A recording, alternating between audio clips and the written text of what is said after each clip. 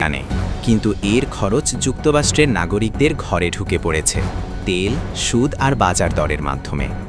বিশ্লেষকরা উত্তর খুঁজছেন এই যুদ্ধ কি যুক্তরাষ্ট্রের বাসিন্দাদের একটা বড় অংশকে ধীরে ধীরে দারিদ্রতার দিকে ঠেলে দিচ্ছে।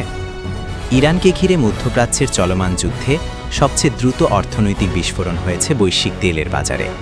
ইউএস এনার্জি ইনফরমেশন অ্যাডমিনিস্ট্রেশন বলছে, হরমুজ প্রণালী দিয়ে দিনে গড় আনুমানিক ২০ মিলিয়ন ব্যারেল তেল পরিবহন করা হয়, যা বৈশ্বিক পেট্রোলিয়াম তরলের প্রায় ২০%। এমনকি তেল পরিবহনের কাজে থাকা জাহাজগুলোর চলাচলের বিকল্প পথ খুব সীমিত। ইরান সরাসরি ঘোষণা দিয়েছে, এই প্রণালী দিয়ে চলাচলরত যে কোনো জাহাজকে ধ্বংস করবে তাদের ক্ষেপণাস্ত্র কিংবা ড্রোন। এই ঘোষণা বিশ্ববাজারের তেলের দামে তাৎক্ষণিক ঝাঁকি দিয়েছে। যুক্তরাষ্ট্রে তেলের দাম বাড়লেই পরিবহন খরচ বাড়ে, আর মূল্যস্ফীতি ধীরে ধীরে বাড়তে শুরু করে। এমন ধাক্কায় ফেডারেল রিজার্ভ কী করবে? সুদের হার নামাবে নাকি নামাতে পারবে না?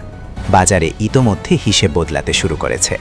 রয়টার্স বলছে ফেডের রেট কার্ড নিয়ে সন্দেহ বাড়ছে, সময় পিছাচ্ছে। ফেডের গবেষণা বলছে ২০২২ সালের মতো তেল সরবরাহজনিত শক যুক্তরাষ্ট্রে হেডলাইন মূল্যস্ফীতিতে আঘাতের মুহূর্তেই প্রায় ১% পয়েন্ট যোগ করতে পারে। তেলের দাম বাড়লে উচ্চ সুদের হার দীর্ঘ হয়, ফলে মর্গেজ, গাড়ি ঋণ, ক্রেডিট কার্ডের সুদ বাড়ে, ভোক্তা ব্যয় কমে, জিডিপি গতি হারায়। ইউএস এনার্জি ইনফরমেশন অ্যাডমিনিস্ট্রেশন বলছে, অতীতে গ্যাসোলিন ব্যয় ডিসপোজেবল আয়ের ৪.২% উঠেছিল। তেল দাম যদি আবার দীর্ঘ সময় চাপ দেয়, এই অনুপাত ফের লাভ দিতে পারে। যুদ্ধ মানে শুধু অস্ত্র আর গোলাবারুদের খরচ নয়, ঘাঁটি রক্ষা, নৌপথ পাহারা, সাইবার সুরক্ষা, পুনর্গঠন সব মিলিয়ে বহুমুখী ব্যয়। এর ফল হয় বাজেটে। সমস্যা হল যুক্তরাষ্ট্রের ঋণের সুদের বোঝা ইতোমধ্যেই অস্বাভাবিক আকারে রূপ নিয়েছে। যুদ্ধ ব্যয়ের চাপ সব নাগরিকের উপর সমানভাবে না পড়লেও স্বল্প আয়ের পরিবারগুলোর এনার্জি বার্ডেন অন্যদের তুলনায় প্রায় ৩ গুণ বেড়ে যায়।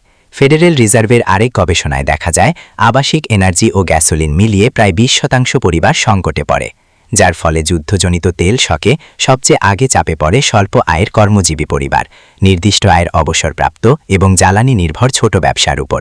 সরকার চাইলে স্ট্র্যাটেজিক পেট্রোলিয়াম,